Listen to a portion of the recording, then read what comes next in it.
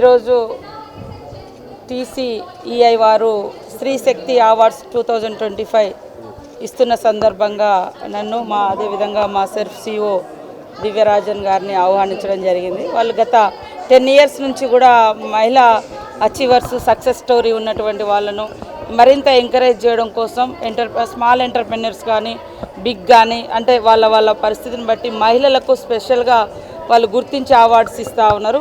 ఈసారి గ్రామీణ ప్రాంత మహిళలకు ముఖ్యంగా మా సెర్ఫ్లో పేదరిక నిర్మూలన సంస్థలో పనిచేస్తున్నటువంటి మన SHG గ్రూప్ ఉమెన్స్ కూడా మరి స్త్రీ శక్తి అవార్డ్స్ ఇవ్వడం చాలా సంతోషం.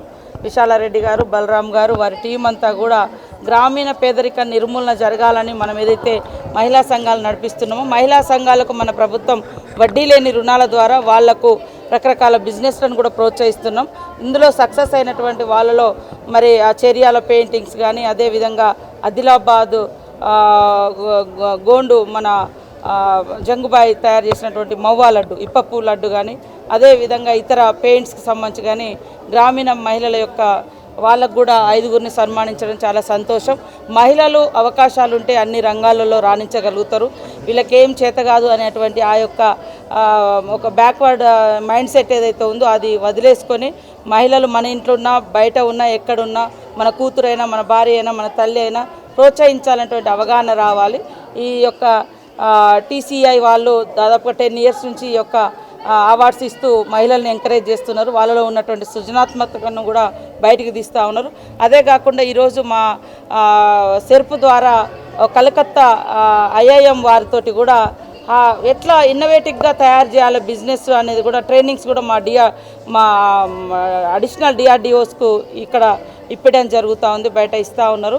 అంటే రాబోయే కాలంలో మహిళలు తయారు చేసినటువంటి ఉమెన్ గ్రూప్స్ తయారు చేసినటువంటి ప్రతి ఉత్పత్తికి మార్కెటింగ్ చేయడం, బ్రాండింగ్ చేయడం, మంచి డిమాండ్ ఉండే విధంగా ఎక్కువ ఇన్కమ్ జనరేట్ అయ్యే విధంగా కూడా వారిని ప్రోత్సహిస్తున్నాం. అదేవిధంగా ఈరోజు మరి TCEI వాళ్ళు ఇచ్చినటువంటి ఒక ప్రోత్సాహానికి వారిని ప్రత్యేకంగా అభినందిస్తూ ఉన్నాం, కృతజ్ఞతలు తెలియజేస్తాం. ఈ శక్తి అవార్డ్ 7వ విడత కార్యక్రమం జరుగుతూ ఉంది.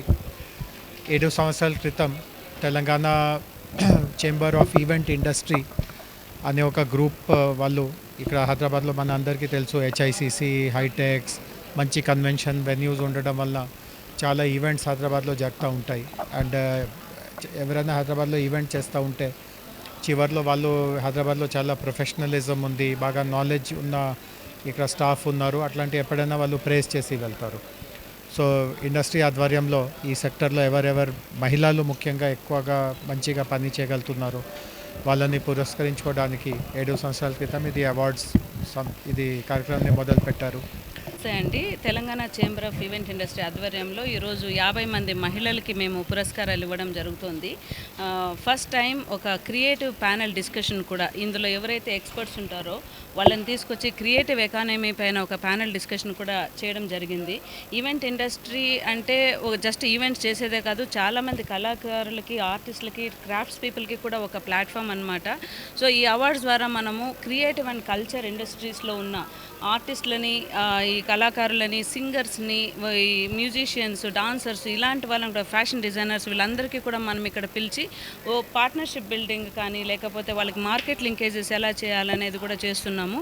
Apart from awards and next year నుంచి ఫుల్ ఫ్లెడ్జ్గా ఒక క్రియేటివ్ ఎకానమీ పైన ఒక కాన్ఫరెన్స్ కూడా చేయాలని మాకుంది.